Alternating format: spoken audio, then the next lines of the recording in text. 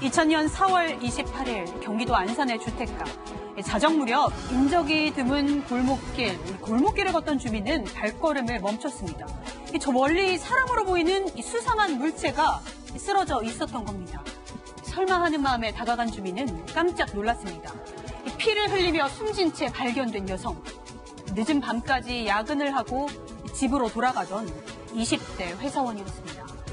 경찰은 즉시 수사본부를 꾸렸지만 이 범인의 윤곽은 나오지 않았습니다. 그런데 이 무렵 이상한 괴담이 떠돌기 시작합니다. 밤마다 이 머리가 긴 여성만을 노리고 뒤쫓아가 살해하는 살인마가 있다. 머리가 긴 여성은 밤길을 조심하라는 내용이었죠. 이런 흉흉한 소문은 걷잡을 수 없이 빠르게 확산됐습니다. 이른바 긴머리 여성 괴담에 당시 경찰은 이 괴담은 사실이 아니다. 연쇄살인은 없다고 밝혔지만 불안감은 가시지 않았습니다. 이 괴담의 실체는 무엇일까요? 근거 없는 소문에 불과할까요? 그리고 처참하게 숨진 20대 여성의 죽음과는 어떤 연결고리가 있는 걸까요? 판결의 재구성에서 짚어보겠습니다. 네, 이 사건 김복준 위원님이 연구를 하셨다고 들었습니다. 네, 범행 현장이 굉장히 참혹했다고요. 네, 이게 2000년 4월 28일 날 밤 11시경입니다. 네. 조금 전에 설명하셨지만, 이른바 이제 늦게 퇴근하는 여성 뒤에를 살금살금 쫓아와가지고 무방비 상태에 있는 여성을 길에 있는 돌로 후두부라고 그러죠. 머리 이 뒷부분을 이제 가격을 한 상태. 여기까지는 이제 일반적으로 이야기하는 퍽치기라고 하는 어떤 그 강도입니다. 네. 그런데 그 상황에서 맞다 보니까 여성 같은 경우에 다량의 출혈을 하면서 쓰러지지 않겠습니까? 의식을 잃게 됩니다. 후두부를 강타당하면. 네. 그 상황에서 이제 이 여성의 가방하고 이 주머니를 뒤져가지고 돈도 많이 없었어요. 돈 3만 원. 네. 강취를 했습니다. 네. 그러면 일반적인 퍽치기 같으면 그 길로 도주를 하는 게 맞거든요. 그런데 이 사람은 그렇지 않았습니다. 어떻게 했어요? 그 이후에 이 피를 흘리면서 의식을 잃고 쓰러진 여성의 옷을 벗기고 네. 참 설명하기 좀 불편한 어떤 도구를 이용해서 아주 변태적인 이 추행을 자행을 하고 도주했습니다. 네, 범인 정말로 참혹한 현장을 남기고 떠났습니다.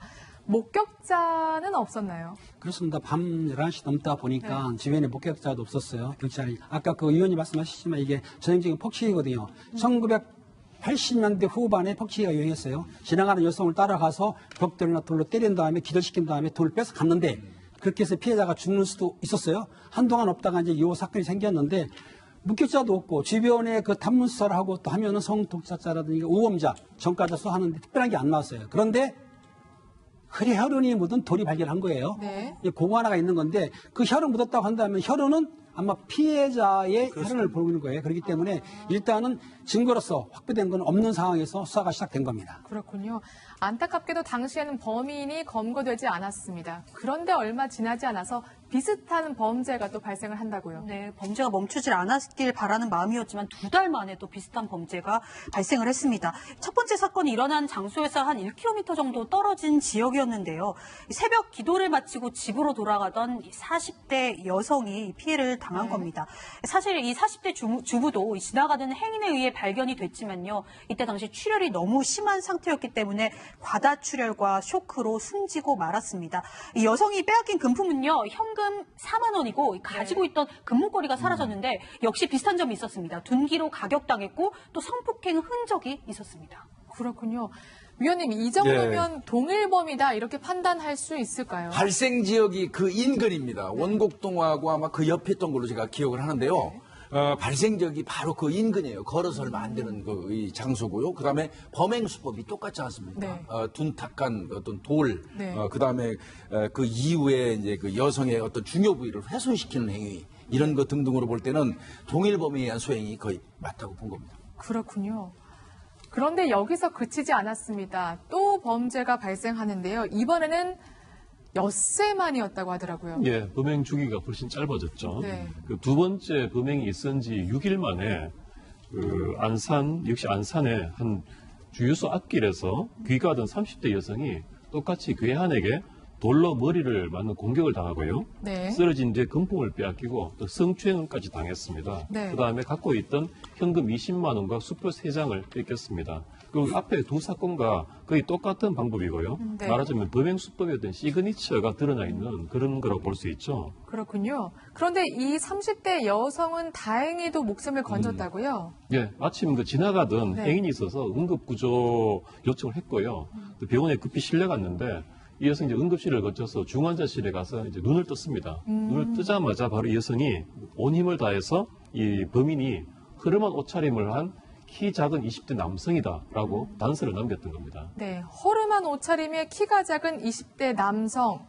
진술이 하나 나왔는데 사실 이렇게 비슷한 지역에서 사찰이나 범죄가 있었으니까 주민들은 굉장히 무서웠겠어요. 굉장히 불안했을 것 같습니다. 그리고 사실 이게 언론 보도로 알려지지가 않았어요. 그래서 흉흉한 괴담으로만 떠돌았는데 이 사건을 기점으로 경찰도 공개 수사에 나섰습니다. 하지만 주민들은 너무나 불안해했는데요. 실제로 당시에는 이 추가 피해를 막기 위해서 매일 반상회가 열렸다고 합니다. 아, 그래요? 네, 그리고 늦은 밤에는 홀로 외출을 삼가라 이런 방송까지 나올 정도였다고 하니 그 주민들의 불안감은 좀 말할 수 없을 정도였던 것 같습니다.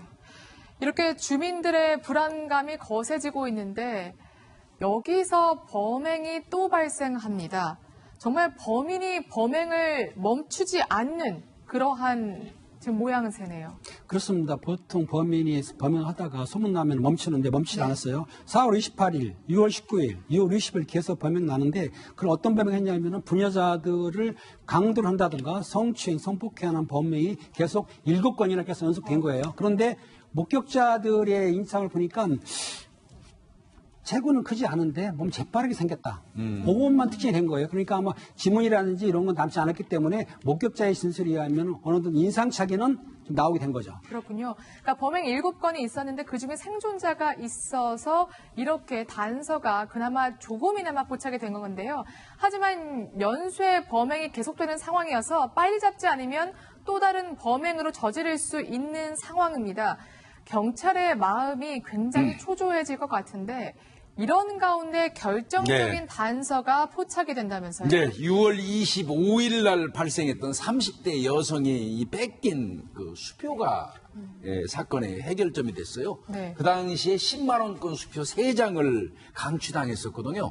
근데 일반적으로 수표를 그 강취해 간 범인들은 잘 사용 안 합니다. 네, 거의 안 합니다. 왜 그러냐면 뒤에 이서라든지 수표에 묻은 지문이라든지 그런 거 등등 또 전화번호도 적는 경우도 있고 하니까 네. 잘 안 쓰는데 2000년도만 해도 제가 알기에는 10만 원짜리 자기압 수표도 이서했어요. 이서했죠.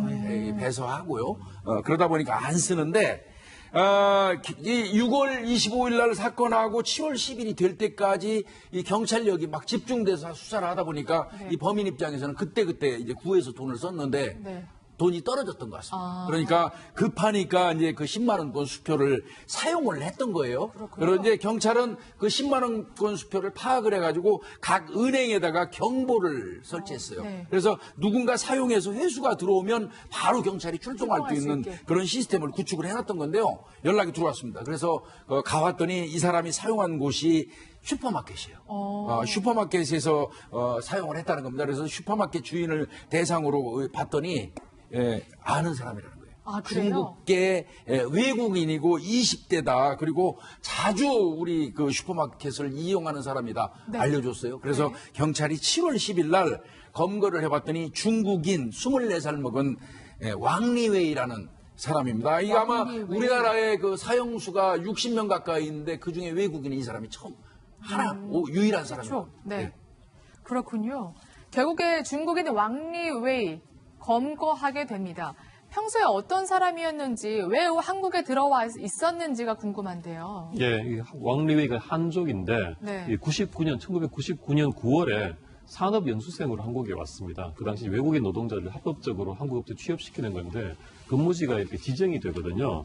전남 목포시에 있는 한 방직 공장에서 근무를 했는데 2달 만에 근무지를 이탈해서 네. 이 경기도 안산으로 들어오게 됩니다. 그렇군요. 그다음에 이 막노동판이나 식당, 종업원 등으로 일하면서 값싼 월세방이나 고시원 등을 전전해 온 것으로 밝혀졌습니다. 네. 특히 왕리웨이는 공장장의 부당한 대우 그리고 고용주의 방치나 학대를 당해왔다고 합니다. 여기에 불만을 품고 있다가 엉뚱한 대상, 옳지 않은 방법으로 화풀이를 했다. 이렇게 지금 추론이 됩니다. 화풀이도 있지만 가장 큰 문제가 경제적인 거. 돈이 없기 때문에 돈을 하기 위해서 강도한 거거든요. 그리고 나서 성폭행한 이유는 근데 왕리회 성추행이죠, 성추행 네. 이 왕리회가 정상적인 성관계를 못한다고 네. 질병 때문에 그러다 보니까는 엽기적인 성행위를 했는데 즉 세디즘 들어보셨잖아요. 가학적인 행위를 한 거예요. 그러니까는 왕리의 말로는 생활비도 그렇지만 본인이 뭐 경제적인 스트레스 받았다, 자기보다 한국 사람들이 잘 살으니까 어쨌든 하더라도 간단 명료한 거는 돈이 필요해서 강도를 했고 네. 자기 성적 욕구를 해소하려고 성추행을 한 거로 보시면 됩니다. 사실 돈이 필요했다고 하지만 저는 안타까운 게 손에 쥔 돈이 겨우 100여만 원이래요. 그렇습니다. 그 네. 100만 원 주려고 이 많은 사람들 무고하게 희생시켰나 이런 생각이 듭니다. 그런데 왕리회가 정말 이렇게 목숨을 빼앗고 그리고 성추행까지 아주 변태적인 방법으로 하고도 굉장히 뻔뻔한 모습을 보였다고 하더라고요. 정말 뭐 반성의 기미라고는 찾아볼 수 없었습니다. 이렇게 진술을 했는데요. 사실 자기가 마지막 범행 후에 좋은 회사를 구해서 범행을 안 하려다가 검거가 됐다. 그리고 이렇게 물어봤습니다. 혹시 그러면 취업 후에는 강도짓을 안 하려 했냐? 이렇게 물어봤더니 나중에 또 어려워지면 어찌 될지 모르겠다. 어찌 보면 이렇게 끔찍한 짓을 저지르고도 저렇게 자신에게 글쎄요. 이런 말을 할 수 있었다는 것은 정말 뻔뻔함을 넘어서 어떻게 이런 말을 할 수 있는지 참 의문이 듭니다. 네, 재판부에서는 외국인 범죄자 왕리 웨이에게 어떤 판결을 내렸는지가 궁금한데 사실 희생자가 많아서 최소 뭐 무기징역, 최대는 사형까지도 가능할 것 같은데. 예, 그렇습니다. 사실 이제 강도 살인으로 기소됐는데 이런 연쇄 살인이고 범행 방법이 너무나 극악하기 때문에 사실 무기징역 아니면 사형 둘 중에 하나가 예상되는 그런 범행이라고 볼 수 있습니다. 네. 1심 재판부는 이런 이제 범행 이 잔인한 점이라든지 또 피해자의 측에 회복할 수 없는 고통을 가한 점 그리고 그 인근 시민에게 그 큰 그 질서에 심각한 위험을 준 점 등을 고려해서 그 사형을 선고한다고 했습니다. 그렇군요. 무자비한 범행의 법정 최고형인 사형을 선고받게 됩니다. 그런데 왕리회가 1심 판결에 불복하고 예. 항소를 하는데 그 이유도 굉장히 사실 정말 화가 나더라고요. 일단은 왕래이가 한 총 범행은요 살인 네. 2건, 네. 그다음에 이 강도, 성추행 8건이에요. 합치면 10건입니다. 그 정도 범행을 한 사람이 사형이 선고되니까 뭐라고 얘기를 했냐면 중국에서 어렸을 적에 익사사고가 있어가지고 그걸로 인해서 내가 이 대뇌 산소 결핍증이라는 걸 앓고 있었다. 뇌뇌산소 결핍증이요? 예, 그 뇌에 산소가 제대로 공급되지 네. 않는 그런 병을 앓고 있어서 그 후유증으로 인해서 이 본인이 이 밤만 되면 그 누군가 자신을 막 때리고 온몸에 벌레가 무는 것 같은 그런 느낌이 오기 때문에 밖으로 뛰쳐나가서 누구를 공격해야지만 그게 해소될 수 있었다. 네. 그러니까 나는 정상 상태가 아니었으니까 심신미약 내지는 심신 그 상실로 좀 봐서 감경해달라는 그 주장을 했습니다. 그렇군요. 벌레들이 무는 것 같아서 밖으로 뛰쳐나가서 사람들을 해친 거다.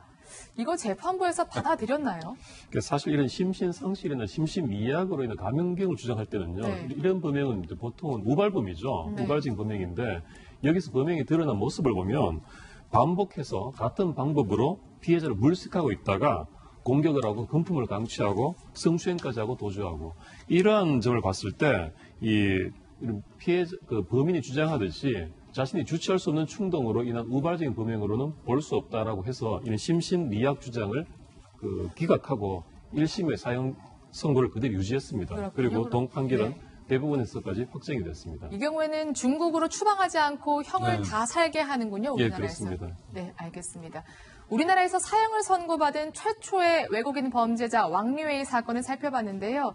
사실 조금 걱정이 됩니다. 우리나라 산업 현장에서 구슬땀을 흘리고 있는 많은 외국인 노동자분들에 대해서 애꿎은 편견을 갖지 않을까 이런 우려가 되는데 그렇지는 않길 좀 바라보겠습니다. 저희는 60초 후에 시청자 질문과 함께 돌아오겠습니다.